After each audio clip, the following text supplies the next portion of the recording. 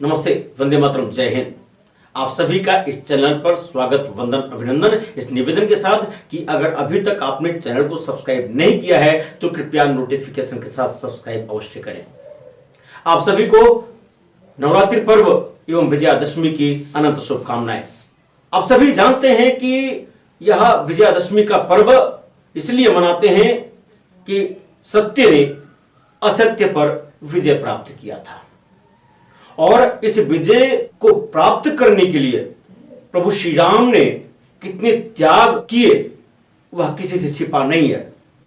जिस रावण के पुतले को हम दहन करने के लिए प्रतिवर्ष उत्सुक रहते हैं, क्या समाज में ऐसे जो बहुत सारे रावण हैं उनके प्रति और उनको स्वयं को चिंतन मंथन करना चाहिए या नहीं करना चाहिए? केरल राज्य का एक मामला जहां पर उत्तरा जैसी दिव्यांग महिला को उसके पति द्वारा ही स्नेक बाइट से मौत के मुंह में धकेल दिया गया। ऐसे रावण का क्या होगा? कम से कम रावण तो फिर ठीक था, उसने अपनी पत्नी को सांप से तो नहीं कटवाया, मंदोदरी को सांप से तो नहीं कटवाया, मंदोदरी पर क्रूरता और अत्याचार तो नहीं किए।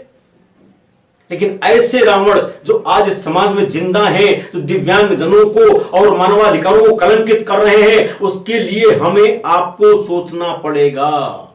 दिव्यांगजन द्वयम दर्जे का नागरिक ना रह जाए, बल्कि समावेशन के साथ राम राज्य की जो परिकल्पना थी उसके परिभाषा के अधीन अपने योगदान कर सके। ऐसे भारत का निर्माण करने के लिए हम विचार कर सकते हैं क्या भगवान राम आकर के जब हमसे कहेंगे तभी हम कुछ करेंगे? हालांकि कुछ लोग तो ऐसे हैं, ये कहते हैं कि राम तो एक कल्पना मात्र है। लेकिन आपको याद होगा विद्योत्मा परम विद्वान थी। आप सोच सकते हैं कि समाज में किस तरह से महिला शिक्षा पर ध्यान दिया जाता था। विद्योत्मा जैसी नारियां प्रकांड विद्वान थी।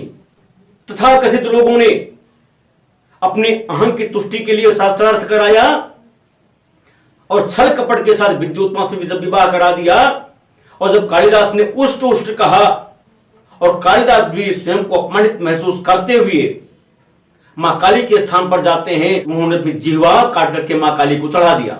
तभी से कालिदास कालिदास हो गए। अगर हम ये मान ले जैसा कि उन लोग कथन है, कल्पना है, कालिदास ने जब अपनी जीभ चढ़ा दिया था काटकर, तो जुड़ी कैसे? और नहीं जुड़ी तो विद्वान कैसे हुई, इतना बोल कैसे पाए? तो वहां मैं बड़ा सीधा बता दूं, जिनको ये समझना ही नहीं है वो आजीवन नहीं समझ पाएंगे, दोबारा तिबारा जन्म लेकर भी नहीं समझ पाएंगे। आपके सामने में बैठा हूं और हम ही नहीं, हमारे जैसे बहुत सारे हमारे दिव्यांगजन बंधु भगिनी हैं जो किसी अंग के ना होते हुए भी उन अंगों का प्रत्यक्षतः इस तरह उपयोग करते हैं जो सिद्ध कर देता है कि वास्तव में ईश्वर की सत्ता है, मां की सत्ता है, प्रभु श्री राम की सत्ता है। मैंने भी हारमोनियम बजाने की सोची थी, मां के दरबार में पहुंचा था तो मैं भी हारमोनियम नहीं बजा सकता था, मेरी उंगलियां नहीं थी। लेकिन मां की कृपा देखिए, आज भी मैं हारमोनियम प्ले करता हूं, अपनी संतुष्टि के लिए सही, दुनिया का मनोरंजन करने के लिए नहीं।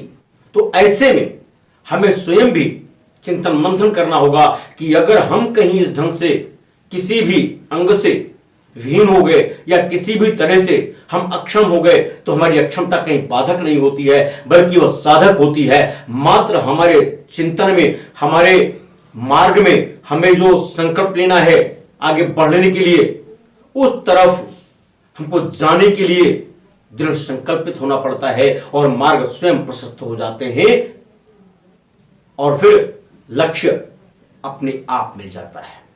कौन कहता है आसमान में सुराख नहीं हो सकता?